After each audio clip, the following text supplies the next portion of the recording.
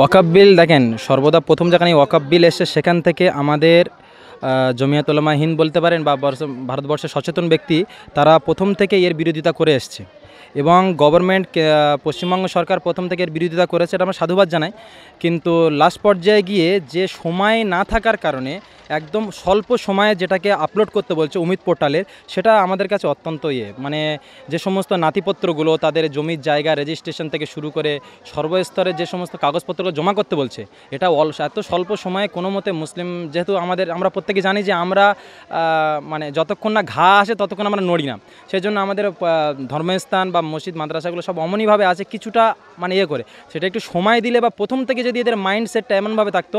হ্যাঁ, শুনছি নাকি যে 1995-এর আগে যেটা হয়েছিল এখনকারটা না, মোদি গভর্নমেন্ট যেটা এনেছে ওটাকে আমরা মানছি না, আগে যেটা করেছিল সেই হতো। যেটাই হোক সেটা যদি আগে থেকে প্রতিশ্রুতি দিয়ে আর একটু সময় দেওয়া যেত, তাহলে জনসাধারণ সেটাকে সময়কে হাতে রেখে সেইভাবে আপলোড করতে পারতো উমিদ আপলোড। আশা করি এতে কোনো সমস্যা হবে না, বিভ্রান্ত হওয়ার কোনো কারণ নেই, কেননা এদের নিজস্ব বাপদাদাদের রেখে যাওয়া দানপত্রকৃত জায়গা, এখানে কারোর ক্ষমতা নেই যে 1 ইঞ্চি পরিমাণ এর মধ্যে হস্তক্ষেপ করবে। ইনশাল্লাহ এতে আমরা যারাই আছি আমাদের নিজের রক্তবিন্দু পরিমাণ থাকা যতক্ষণ আছে আমরা এর পথে মুজাহিদা করে যাব ইনশাল্লাহ। মুসলমানদের না ধর্মের বা না কোনো নিজস্ব কোনো সম্পত্তি না তারা নিতে পেরেছে এর আগে, আর এখন পাবে। হ্যাঁ, এবার কষ্ট হবে, বাবরি মসজিদ যেমন 6 ডিসেম্বরের দিয়ে আসছে সেই রকম কষ্ট হবে, কিন্তু মুসলমান তোমাদেরকে কষ্ট দেওয়া হবে না এটা কোনোদিন ভাবতে পারবে না। সাহাবায়ে কেরামদের থেকে নিয়ে এই পর্যন্ত অবশ্যই প্রশ্নের সম্মুখীন হতে হবে, সিচুয়েশনের সম্মুখীন হতে হবে, সেই সিচুয়েশনের সম্মুখীনটাকে হ্যান্ডেল করে আমরা সেভাবে জয়ী হব, এটা আল্লাহ রাব্বুল ইজ্জতের নির্দেশ অনুযায়ী তার প্রতি রহম বর্ষ করে আমরা এভাবে চলব।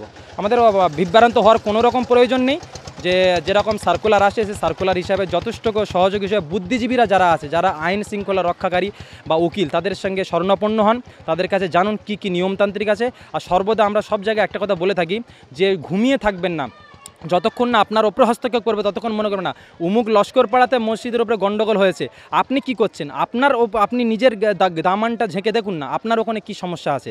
আপনি সেই জিনিসটাকে আগে কভার করুন যে নিজের জায়গা, নিজের মসজিদে, নিজের কবরস্থানের দলিল ঠিক আছে কিনা, ওর মধ্যে কেউ ঘোর পেঁচ দিয়ে রেখেছে কিনা।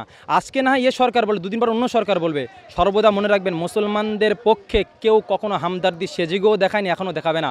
এরা সর্বদা চেষ্টা করেছে এদেরকে পদে তুলে পায়ের নিচে ইয়ে করে দেওয়ার। সেজন্য আমাদেরকে সবসময় সচেতন, কেউ ঘাড় বাড়ি দিয়ে কান ধরছে, কেউ ডাইরেক্ট ধরছে, এরা কেউ হামদর্দি না। সেই জন্য আমাদেরকে জীবিত থাকতে গেলে আমাদের প্রজন্মকে আমাদেরকে বিল্ড আপ করতে হবে, তাদেরকে শিক্ষার মাধ্যমে, তাদেরকে যোগ্যতার মাধ্যমে, তাদেরকে কালচারকে বুঝিয়ে আমাদেরকে ফ্রিডম করে আমাদের সেইভাবে আগে যেতে হবে। সেই জন্য বিভ্রান্ত হবেন না, ব্যাস এইটা কি যেটা সমস্যা হচ্ছে সেটাকে আইনতভাবে আমাদেরকে সলিউশন করতে হবে। ঘাড় ঘুমাতি করে বড় মঞ্চ করে বড় বড় লাভবাহিক এ করবো হ্যান করবো নারায় তাকবীর বলে দিয়ে হয়ে গেলে এটা কখনো হবে না। সব বুদ্ধির সাথে জেহেনির সাথে করবেন। এগুলো কাদের কাজ? যারা মূর্খ জনতা, যারা ভাইরাল হওয়ার জন্য, যারা মিডিয়া পার্সনের কাছে আকর্ষণ খেঁচার জন্য তারা ওই সমস্ত ভাওতাবাজি কথা বলে, কিন্তু বুদ্ধিজীবীরা কোনোদিন এমন কাজ করে না। ওরা সচেতনভাবে যেটা নির্দেশ আছে সেই নির্দেশ অনুযায়ী তারা চলার চেষ্টা করে। এটা আমি আমাদের সমস্ত ধর্মপ্রাণ ব্যক্তিদেরকে, সুন্দরবন তথা দক্ষিণ চব্বিশ পরগনার সমস্ত ব্যক্তিদেরকে বলবো, বিভ্রান্ত হবেন না। যা সার্কুলার এসছে সেই অনুযায়ী যথেষ্ট সময় নিন, আর কেউ কখনো আপনার জবরদস্তি করবে না। কাগজপত্র আছে, ভয় পাবেন না, না থাকলে কুইকলি আপনি সেই কাগজগুলো সম্পূর্ণ করার চেষ্টা করুন। ব্যাস এতটুকু কথা বলুন। আমার নাম মুফতি আয়াতুল্লাহ, ক্যানিং 2 নম্বর ব্লকের সাধারণ সম্পাদক জমিয়তের।